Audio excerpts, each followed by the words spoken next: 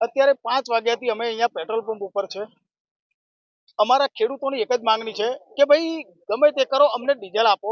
હવે સરકારને ખબર જ છે કે 15 થી 20 દિવસની અંદર નવી સિઝન ચાલુ થશે, વરસાદ ચાલુ થઈ જશે. એ પહેલા અમારે ખેતર તો તૈયાર કરવા જ પડશે.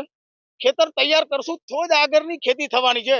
તો દરેકને મારે પુરવઠા વિભાગના સાહેબ હોય કે પેટ્રોલ પંપના ગમે તે હોય, દરેકને એક જ વસ્તુ કહેવી છે કે ભાઈ અમને ગમે તેમ કરીને ડીઝલનો પુરવઠો પૂરો પાડો, તો અમારે ખેડૂતોનું કામ આગળ ચાલે. આજે 5 વાગ્યાથી ખેડૂત અહીંયા બેઠો છે, ઘેરથી ક્યારનો નીકળ્યો હોય, 5 વાગ્યાથી અહીંયા છે. આ 10 સાડા 10 થવા આવ્યા છે. હજુ પરિસ્થિતિ એવા ને એવી છે, કોને ખાધું નથી ખાધું કઈ ખબર નથી. દરેક ખેડૂતની પરિસ્થિતિ આ છે. બીજી મહત્વની વસ્તુ એક પહેલો પ્રશ્ન કરું કે આપણા ઉદયપુર જિલ્લાના એકે એક નેતાઓ, તાલુકા પંચાયત સદસ્ય, જિલ્લા પંચાયત સદસ્ય, ધારાસભ્ય હોય કે સંસદ સભ્ય હોય, દરેકને એક પ્રશ્ન છે કે તમે ખેડૂતો ઉપર જ તમે ચૂંટણી જીતા છો, તો અત્યારે ખેડૂતના તો પ્રશ્ન હલ કરો કે ભાઈ ખેડૂતો ડીઝલ નહીં મળે તો ખેતી કરશે કેવી રીતના. અને તમે કાલ ઉડીને એવું કહો છો કે ભાઈ અમારે બાકીના બધા સાચવવાના, કે ભાઈ રેતીની લીઝો વાળા આવે કે કન્સ્ટ્રક્શન વાળા, એમને તમે પેટ્રોલ ડીઝલ આપો છો. હવે 1 મહિનાની અંદર તમે એમને બંધ કરીને એકવાર ખેડૂતોને આપો ને. અરે ખેડૂત તમને મહિનો કામગીરી કરશે તો જ નવી ખેતી થશે. પેટ્રોલ પંપ ઉપર 5 વાગ્યાના ઉભે છે.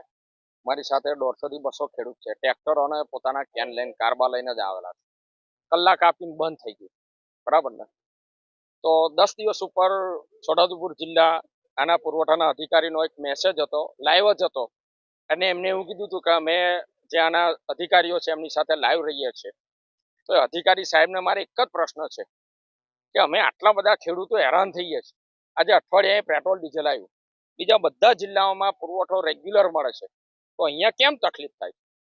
આજે ખેડૂતો હેરાન થઈ ગયા, બરાબર ને. ખેતીમાં અમારે ફક્ત સાહેબ આ 20 થી 25 દિવસની જરૂર છે ડીઝલ, પછી કઈ બહુ વાંધો નથી.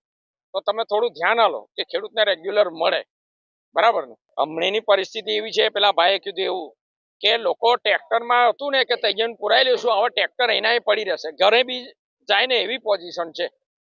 એટલી ખરાબ પરિસ્થિતિ છે, અને ખેતરો એમને ઉભો છે, બરાબર ને. ડીઝલ વગર તો ટ્રેક્ટરો કઈથી ચાલવાના? 20 દિવસ છે. સરકારને એટલું જ કહેવાનું, બરાબર ને, કે આખી દુનિયાનો લોડ છોટાઉદેપુર જિલ્લામાં આવે છે, બીજા બધા છૂટતી મળે છે. મારા મિત્ર મહેસાણા છે, ગાંધીનગર છે, ડભોઈ છે, કરજણ છે, એ લોકો મને એવું કે અમારા છૂટથી મળે છે. તો મેં તો ઉદયપુરની નેતાગીરી પોંગડી કરું છું. બહુ મોટા નેતા બનો છો ને તો આટલું તો સાચવો કે ખેડૂતને ડીઝલ તો મળે, બરાબર ને. મોટી મોટી વાતો કરવાથી કઈ નહીં થતું ભાઈ. મારે આટલું જ કેવું છે, ધ્યાન આપો ભાઈ.